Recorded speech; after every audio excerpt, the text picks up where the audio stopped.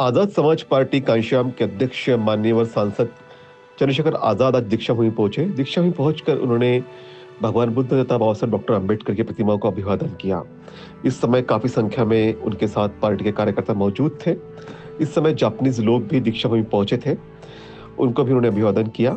चंद्रशेखर आजाद नागपुर में प्रचार के लिए आए हैं। यहाँ से वो अमरावती जाएंगे और अमरावती के बाद वो पुणे में प्रचार सभा को संबोधित करेंगे। इस अवसर पर चंद्रशेखर आजाद ने क्या कुछ कहा, आइए जानते हैं।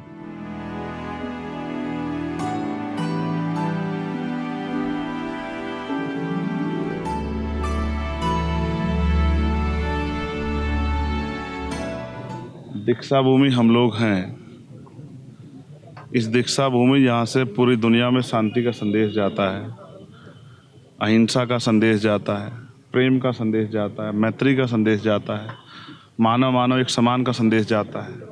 गैर बराबरी के विनाश की जहाँ से जो है नींव रखी गई, हम उस जगह पे खड़े हैं। और ऐसी जगह पे खड़े होकर आप इस तरह की भाषा का प्रयोग करने वाले लोगों के बारे में पूछोगे तो मुझे इतना ही कहना है कि हमने बहुत लंबे समय की हिस्ट्री पढ़ी है भारत की। जो ताकतवर शासक होता है वो लोगों को ये कहता है जब तक मैं हूं तो आप घबराना मत।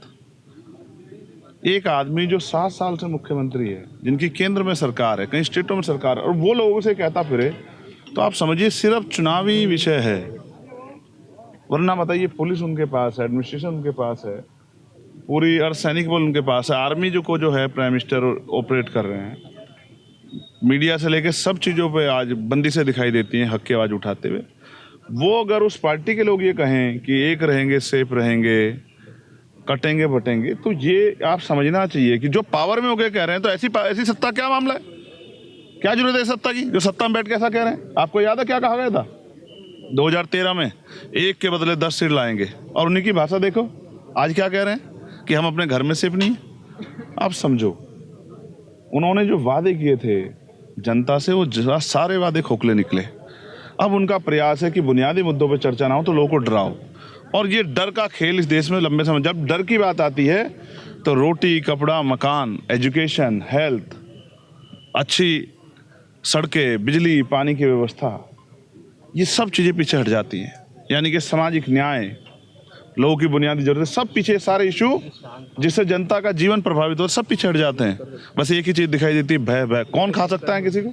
मैं गारंटी देता हूँ, वो यहाँ खड़े होकर दीक्षाओं पे किसी हिंदू भाई की तरफ कोई आंख उठेगी, हम लोग खड़े हैं। किसी मुस्लिम भाई की तरफ कोई आंख उठेगी, हम लोग खड़े हैं। किसी बौद्धिस्ट भाई की तरफ आंख उठेगी, हम लोग खड़े हैं। हम नहीं है सत्ता में, लेकिन हम पूरे वचन देख के कहते हैं अगर किसी पे कोई अन्याय होगा तो अन्याय करने वालों के साथ सीना तान के हम लोग लड़ेंगे और उनकी रक्षा करेंगे। किसी सिख भाई के साथ कोई बात होगी, किसी क्रिश्चियन भाई के साथ कोई बात होगी, किसी जैन भाई के साथ कोई बात होगी, हम लोग खड़े हैं। हम अम्बेडकराइट हैं।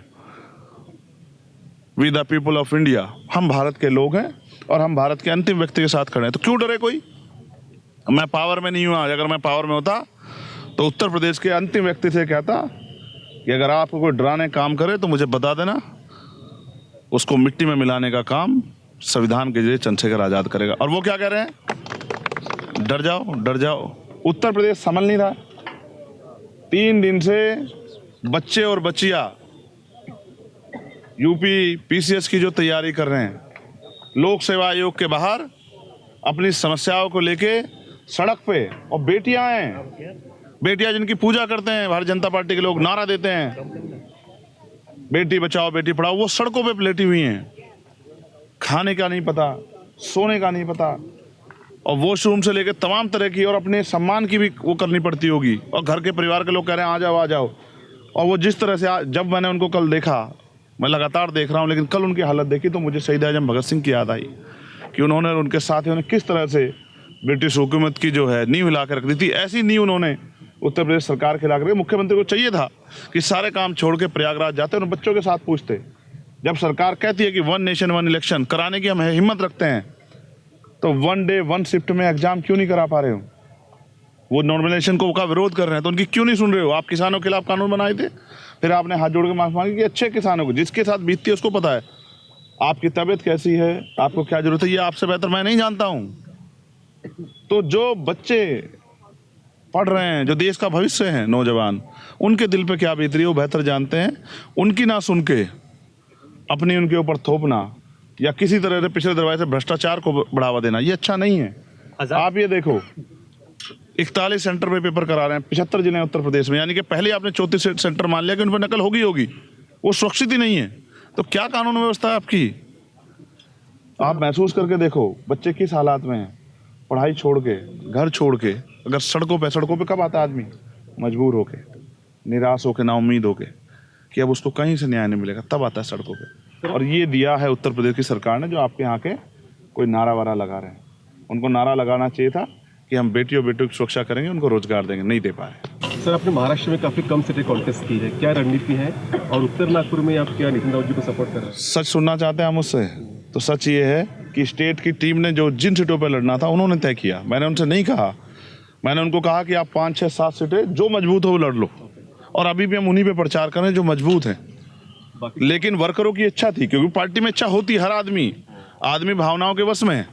सबकी इच्छा थी कि उन्होंने मेहनत की, एक वोट उनको कितना मिले, हमें लड़ना चाहिए, जबकि हम पे जिम्मेदारी एक संविधान की रक्षा भी करनी। और नितिन भाऊ मेरे भाई हैं, पार्टी की मजबूरियां, वरना मैं उनके प्रचार में भी चला जाता। महाराष्ट्र में भी चुनाव आप समझे, पार्टी की हम अलग अलग पार्टियों में हैं, वरना मैंने वो पैंथर हैं और हम पैंथर की रिस्पेक्ट करते हैं। उन्होंने हमसे पहले संघर्ष किया, जैसे हम बहन जी की रिस्पेक्ट करते हैं, ऐसे ही हम प्रकाश अम्बेडकर जी की भी रिस्पेक्ट करते हैं।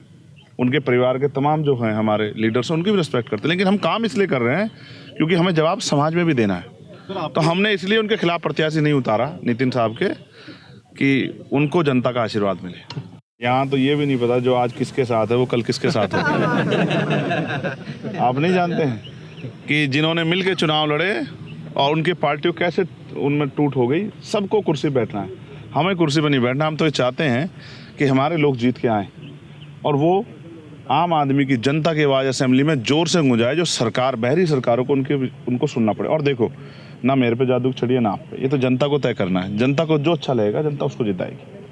मेरी इच्छा नितिन भाव जीते, लेकिन बाकी जनता को तय करना है कि जनता उनको जिताए।